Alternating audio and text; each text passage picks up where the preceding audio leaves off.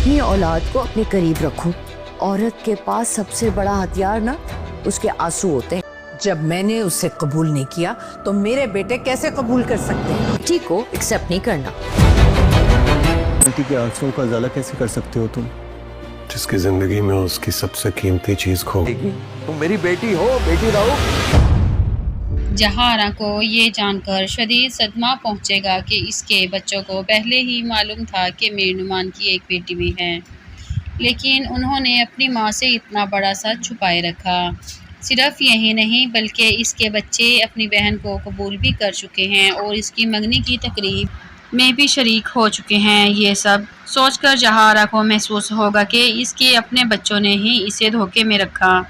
वो शदीद परेशानी में मुब्तला हो जाएगी और उसे समझ नहीं आएगा कि आखिर वो अपने बच्चों को किस तरह अपने करीब रखे। ऐसे में बेगम नवाज इसकी कमज़ोरी से फ़ायदा उठाने के लिए इससे मुलाकात करेगी। बेगम नवाज जानबूझकर जहारा को इसके बच्चों के खिलाफ भड़काएगी और कहेगी कि अगर तुम अपने बच्चों को अपने करीब रखना चाहती हो तो तुम्हें जज्बाती तौर पर इन्हें अपनी तरफ करना है।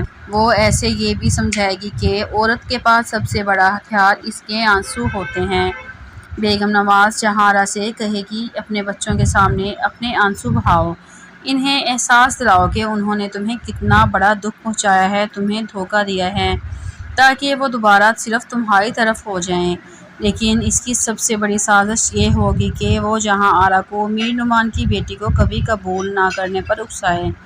वो इसे समझाएगी अगर तुमने इस लड़की को कबूल कर लिया है तो ये मीर नुमान की जीत है। जहारा पहले ही इस हकीकत को बर्दाश्त नहीं कर पा रही थी कि इसके बेटों ने इससे इतना बड़ा राज छुपाया है। अब बेगम नवाज की बातें इसके दिल में मज़ीद जहर घोल देती हैं। वो जहारा को ये भी याद दिलाएगी कि तुम हमेशा कहती थी कि तुम्हारी कोई बेटी नहीं, सिर्फ तुम्हारे बेटे हैं, लेकिन अब अगर मीर नुमान की बेटी तुम्हारी ज़िंदगी में आ गई तो वो तुम्हारी सबसे बड़ी कमज़ोरी बन सकती हैं।